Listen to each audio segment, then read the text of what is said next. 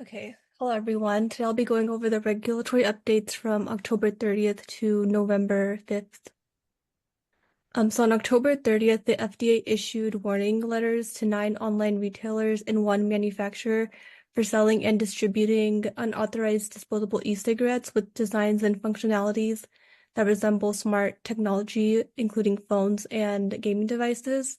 The products cited in the warning letters are advertised as having a variety of designs and functions that may appeal to the youth, including the ability to play games, receive phone calls or texts, or play music. These are illegal to sell, and it's an attempt to target children because the designs help conceal the true nature of their product as tobacco products from adults. The retailers and manufacturers were warned to address any violations and take any necessary actions to comply with the law, and failure to correct the violations can result in additional FDA actions such as injunction, civil money penalty, and seizure. On the same day, the FDA also updated the outbreak advisory for E. coli infections that are linked to slivered onions on McDonald's Quarter Pounders. In total, 90 people from 13 states have been infected with E. coli, and of 83 people with information available, 27 have been hospitalized. 2 people have developed hemolytic uremic syndrome, which is a condition that can cause kidney failure, and 1 death has been reported. The FDA has initiated inspections at Taylor Farms processing centers in Colorado and an onion grower that is of interest in Washington State, and this investigation is still ongoing.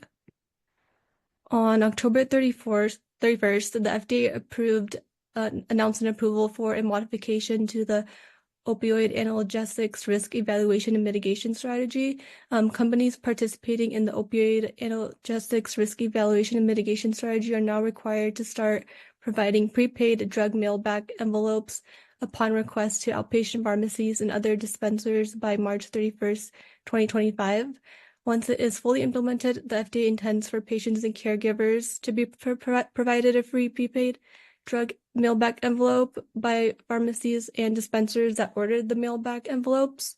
Other changes from this approval are updates to the related patient guide to include information about the risk of unused opioid analgesics and the importance of safe disposal, and a new patient education sheet that explains the risk of unused opioid analgesics and the importance of safe disposal to be included with each prepaid drug mailback envelope. On November 1st, the FDA published FDA Takes Exciting Steps Towards Establishing the Rare Disease Innovation Hub. This is a cross-center program that will act as a single point of engagement and connection with outside parties for drug and biologic product development, and as a forum for CBER and CDER to collaborate on rare disease-related issues.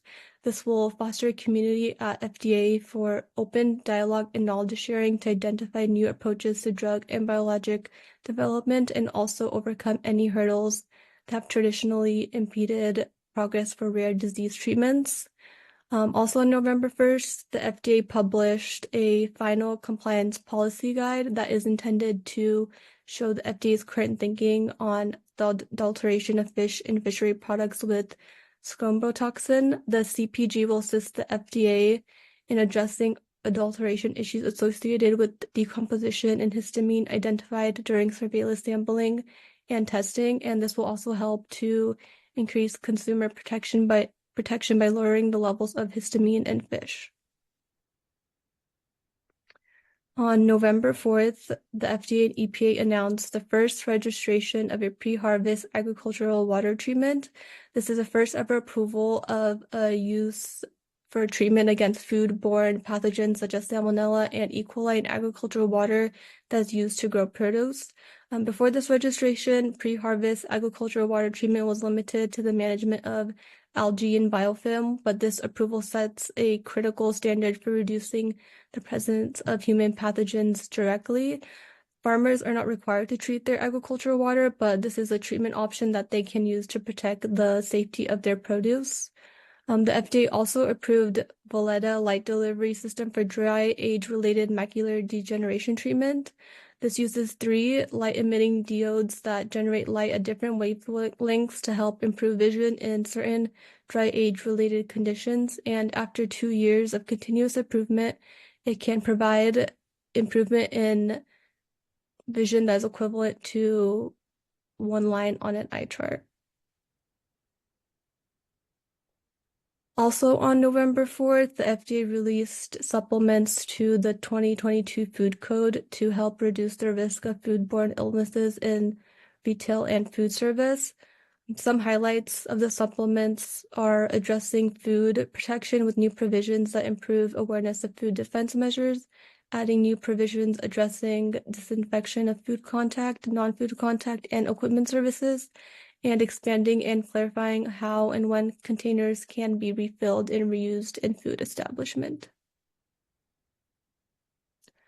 On November 5th, the FDA published One Health Optimal Public Health Outcomes for Humans and Animals in Our Shared Environment. And here they discussed One Health and FDA's mission to collaborate across different disciplines to promote the health of human and animals while also taking into account agricultural and environmental issues. They used science, technology, and innovation to get a better understanding of the policies that involve these intersections. And here are my references. Thank you, Pooja.